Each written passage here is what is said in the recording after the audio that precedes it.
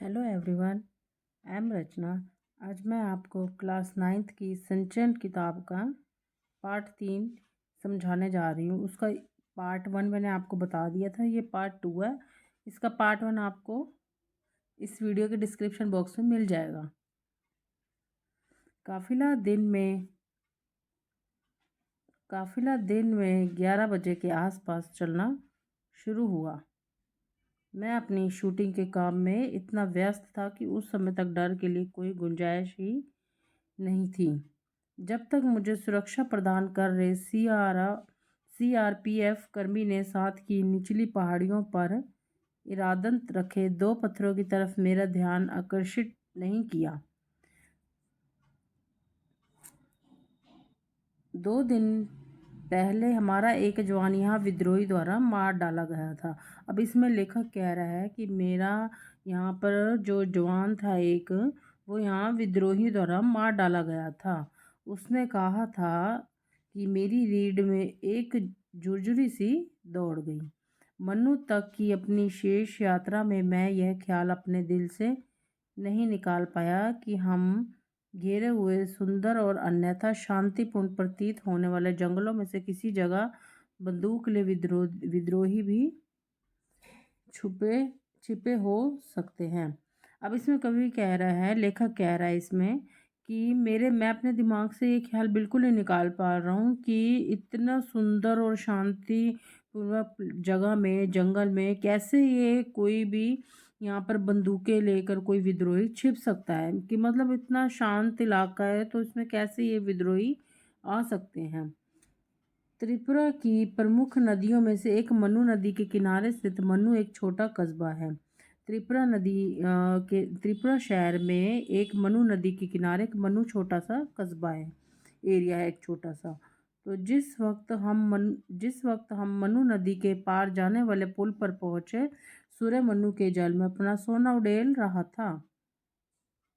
वहां मैंने एक और काफिला देखा। फिर मैंने वहां पर एक मनु नदी के पास से एक आता हुआ काफिला देखा। लेखक कह रहा है, एक साथ बंधे हजारों बांसों का एक काफिला किसी विशाल ड्रैगन जैसा दिख रहा था।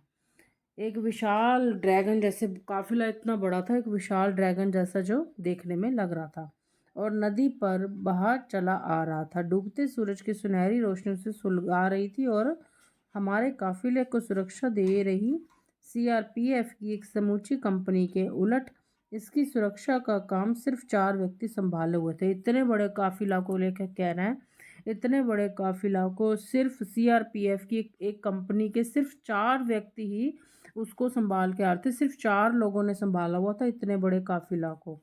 अब हम त्रिपुरा जिले में आ गए थे। यहाँ की लोकप्रिय घरेलू गतिविधियों में से एक है अगरबत्तियों के लिए बांस की पतली सीखें तैयार करना।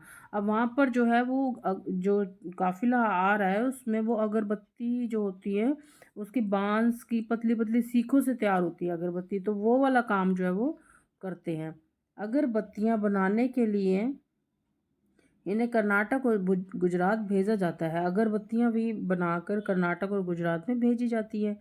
उत्तरी त्रिपुरा जिले का मुख्य कैलाश शहर है जो बांग्लादेश की सीमा के काफ़ी करीब है।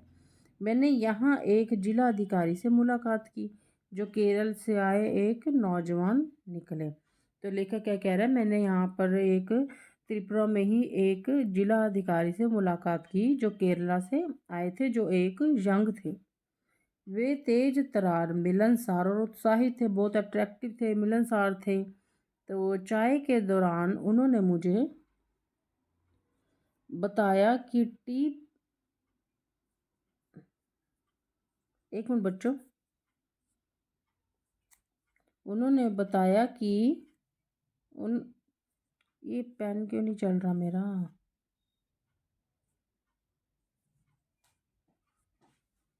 उन्होंने बताया कि टीपीएस की खेती को त्रिपुरा में खासकर उत्तरी जिले में किस तरह सफलता मिली है। अब ये टीपीएस एक फसल है आलू की, तो आलू के बारे में बता रहे हैं। टीपीएस की आलू की एक फसल है। आलू की बुआई के लिए आमतौर पर पारंपरिक आलू के बीजों की जरूरत 2 मीट्रिक टन प्रति हेक्टेयर पड़ती है। इसके वृक्ष टीपीएक्स की सिर्फ 100 ग्राम मात्रा 1 हेक्टेयर की बुआई के लिए काफ़ी होती है। अब वो आलू की जो टीपीआरएस की टीपीएस की जो बीज होते हैं, तो वो कह रहे हैं वो टीपीएस की जो बीज हैं, सीड्स हैं आलू के लिए, वो अच्छे होते हैं। तो त्रिपुरा से टीपीएस का निर्यात अब न सिर्फ असम, मिजोरम, नागालैंड और अरुणाचल प्रदेश को, बल्कि बांग्लादेश, मलेशिया और वियतनाम को भी किया जा रहा है। जो टीपीएस की सीड्स की निर्यात होता है, पहले तो सिर्फ त्रिपुरा में होता था, अब उसके अलावा अब उसके एरिया में असम, मिजोरम, नागालैंड, अरुणाचल प्रदेश और बांग्लादेश, मलेशिया, वियतनाम को भी किया जा रहा है। तो कलेक्टर ने अपने एक अधिकारी को हमें मुरई गांव ले जाने को कहा, जहां टीपीएस की खेती की जाती थी। फिर जिला अधिकारी ने अचानक मुझसे पूछा, क्या आप ऊनाकोटी में शूटिंग करना पसंद करेंगे? फिर जिला अधिकारी जिससे मेरी मुलाकात हुई थी, लेखक कह रहा है, फिर उसने मुझे कहा कि आप ऊनाकोटी में शूटिंग करना पसंद करेंगे।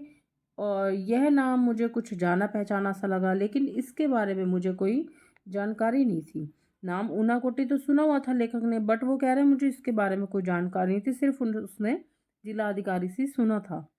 तो जिला अधिकारी ने आगे बताया कि ये भारत का सबसे बड़ा नहीं तो सबसे बड़े शैव तीर्थों में से एक है। शैव मतलब शिवजी भगवान के तीर्थों में से एक है, सबसे बड़ा है वो।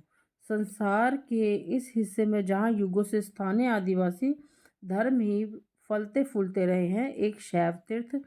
संसार के हर युग से यहाँ पर काफ़ी धर्म के लोग जो है इस शैव की यात्रा को, शिव जी की यात्रा को, तीर्थ को यहाँ आते हैं। जिला अधिकारी के लिए मेरी उत्सुकता स्पष्ट थी। ये जगह जंगल में काफ़ी भीतर है। हालांकि यहाँ से इसकी दूरी सिर्फ 9 किलोमीटर है। तो यहाँ से किसी 9 किलोमीटर के डिस्टेंस पे था। अब तक मेरे ऊपर इस जगह का रंग चढ़ चुका था। अब मैंने यहाँ पर आ गया हूँ, तो मुझे अब सारा यहाँ का पता लग गया था। तो टीलिया मुरिया से मन्नू तक की यात्रा कर लेने के बाद मैं खुद को ज़्यादा साहसी भी महसूस करने लगा था कि इतनी बड़ी अब यात्रा कर ली थी टीलिया मोड़ से लेकर मन्नू तक, तो मैं अपने आप में जो है कॉन्फिडेंट हो गया था। मैंने कहा कि मैं निश्चय ही वहाँ जाना चाहूँगा और यदि संभव हुआ तो इस जगह की शूटिंग करना भी मुझे अच्छा लगेगा। तो उन्होंने कहा, अब अपने में जब वो कॉन्फिडेंट हो गया लेखक ने कहा, तो मैं इस जगह की शूटिंग करना भी मुझे अच्छा लगेगा, क्योंकि अब मुझे वहाँ के सब एरिया का पता लग चुका है। अगले दिन जिला अधिकारी ने सारे सुरक्षा इंतजाम किए और यहाँ तक कि ऊनाकोटी के में ही हमें लंच करने का प्रस्ताव भी रखा। जिला अधिकारी ने वहाँ हम सुबह 9 बजे के आसपास पहुँच गए, लेकिन 1 घंटे हमें इंतज़ार करना पड़ा, क्योंकि खासे ऊंचे पहाड़ों से घिरी होने के चलते इस जगह सूरज की रोशनी 10 बजे तक ही पहुँच पाती है। पहाड़ इतने ऊंचे हैं, अब 9 बजे तक वहाँ पर जो है धूप नहीं आती, रोशनी नहीं आती सूरज की, तो 10 बजे जो है वहाँ पर सूरज की रोशनी आती है। तो 1 घंटा उनको वहाँ पर इंतजार करना पड़ा। लेखक ये बात कह रहा है जब वो जिलाधिकारी के साथ वहाँ पर गया था। ऊना कोटि का मतलब है 1 कोटि, यानी 1 करोड़ से एक कम। ऊना कोटि में जो है 1 करोड़ से एक कम मूर्तियाँ हैं। दंत कथा के अनुसार ऊना कोटि में शिव की 1 कोटि से एक कम मूर्तियाँ हैं। विद्वानों का मानना है कि यह जगह 10 वर्ग किलोमीटर से कुछ ज़्यादा इलाकों में फैली है और पाल शासन के दौरान 9वीं से 12वीं सदी तक के 300 वर्षों में यहाँ चहल पहल रहा करती थी। ये जो जगह है ये 10 वर्ग किलोमीटर में इलाके में फैली हुई है। 9वीं से 12वीं सदी तक 3 साल तक यहाँ पर जो है खूब चहल पहल रहा करती थी, लेखक ये कह रहा है। पहाड़ों को अंदर से काट कर यहाँ विशाल आधार मूर्तियाँ बनी हैं। एक विशाल चट्टान ऋषि भागीरथ की प्रार्थना पर स्वर्ग से पृथ्वी पर गंगा के अवतरण के मिथक को चित्रित करती है। अब गंगा की इतनी ज़्यादा पावर थी पानी की, तो यहाँ पर शिवजी भगवान जी ने जो है गंगा को अपने सिर में समेट लिया था, अपने जटाओं में समेट लिया था, ताकि गंगा का जो पानी का भाव है वो थोड़ा कंट्रोल में रहे। तो गंगा अवतरण के धक्के से कहीं पृथ्वी धंसकर पाताल लोक में ना चली जाए, लिहाजा शिव को इसके लिए तैयार किया गया कि वे गंगा को अपनी जटाओं में सुलझा ले। देखो बच्चों, मैंने आपको ये बात बताई है ना कि शिवजी जी ने गंगा को अपनी जटाओं में समेट लिया था और इसके बाद इसे धीरे धीरे पृथ्वी पर बहने दें, ताकि पानी का कंट्रोल हो जाएगा। नहीं तो गंगा से सारी ज़मीन जो है वहाँ पर मतलब धँस जानी थी। तो शिव का चेहरा एक समूची चट्टान पर बना हुआ है और उनकी जटाएँ 2 पहाड़ों की चोटियों पर फैली है। शिवजी भगवान की जो शिवजी जी की जटाएँ हैं वो 2 पहाड़ों की चोटियों पर फैली हुई है। भारत में शिव की ये सबसे बड़ी आधार मूर्ति है। सबसे बड़ी मूर्ति शिवजी जी की ऊनाकोटी में ही है। तो पूरा साल बहने वाला एक जल प्रताप पहाड़ों से उतरता है जिसे गंगा जितना ही पवित्र माना जाता है। ये पूरा इलाका इस शब्दांश देवी देवताओं की मूर्तियों से भरा पड़ा है। यहाँ पर इतनी मूर्तियाँ हैं, 1 करोड़ से कम मूर्ति है, तो सब देवी देवताओं की वहाँ पर मूर्तियाँ हैं। इन आधार मूर्तियों के निर्माता अभी चिन्हित नहीं किए गए हैं। अभी पता नहीं चला है कि ये मूर्तियाँ किसने बनाई हैं, चिन्हित नहीं है, हमें पता नहीं है। स्थानीय आदिवासियों का मानना है कि इन मूर्तियों का निर्माता कल्लू कुमार था। अब देखो यहाँ पर कल्लू कुमार चैप्टर का जो नाम है अपना, कल्लू कुमार ये था जिसने ऊनाकोटी में 1 करोड़ से एक कम मूर्तियाँ बनाई थी। उसका नाम अब मेंशन हुआ है कल्लू कुमार का। तो वहाँ के जो स्थानीय लोग आदिवासी लोग रहते हैं उन्होंने हमें ये चीज़ का बताया कि इन मूर्तियों को कल्लू कुमार ने बनाया था। वह पार्वती जी का भक्त था और शिव पार्वती के साथ उनके निवास कैलाश पर्वत पर जाना चाहता था। पार्वती जी का भक्त था कौन? कल्लू कुमार। पार्वती के जोर देने पर शिव कल्लू को कैलाश ले चलने को तैयार हो गए। पहले तो शिवजी जी नहीं ले जाना चाहते थे कल्लू कुमार को, बट अगर उन माँ पार्वती जी ने कहा कि नहीं कैलाश चलने को उनको हमारे साथ लेकर चलो, तभी वो हमारे साथ चले। तभी वो शिवजी जी ने कल्लू कुमार जी को अपने साथ चलने को तैयार किया, लेकिन इसके लिए शर्त यह रखी कि उसे एक रात में शिव की 1 कोटि मूर्तियां बनानी होगी। लेकिन उसके आगे ये शर्त रख दी कि तुम्हें एक रात में जो 1 करोड़ मूर्तियां बनानी होगी। कल्लू अपनी धुन के पक्के व्यक्ति की तरह काम में जुट गया। लेकिन जब भोर हुई तो मूर्तियां 1 कोटि से कम निकली। भोर हुई मतलब जब सुबह हुई तो मूर्तियां सारी बन गई थी 1 करोड़, सिर्फ एक मूर्ति कम थी। कल्लू नाम की इस मुसीबत से पीछा छुड़ाने पर अड़े शिवजी ने इस बात का बहाना बनाते हुए कल्लू कुमार को अपनी मूर्तियों के साथ ऊनाकोटी में ही छोड़ दिया और चलते बने। उसकी एक मूर्ति कम होने के कारण शिवजी जी ने उसको छोड़ दिया और आगे को चलते बने, वहीं पर ही छोड़ दिया उसको ऊनाकोटी में। इस जगह की शूटिंग पूरी करते शाम के 4 बज गए। सूर्य के ऊंचे पहाड़ों के पीछे जाते ही ऊनाकोटी में अचानक भयावन अंधकार छा गया। अब 4 बज गए तो अंधकार होना है।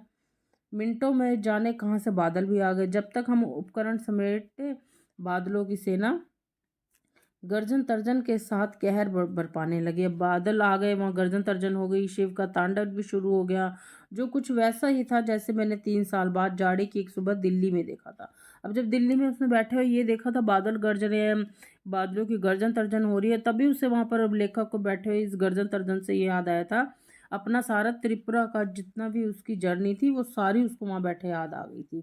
फिर और जिसने मुझे एक बार फिर ओनाकोटी पहुंचा दिया था। जब उसने दिल्ली में बैठे इस गर्जन तर्जन बादलों की देखी तभी उसको वहाँ पर बैठे हुए अपनी जो ऊनाकोटी की याद आ गई थी। तो बच्चों चैप्टर यहीं ख़त्म हो गया है। अगर आपको अच्छा लगा तो आप मेरे चैनल को सब्सक्राइब करना और थैंक यू आपका।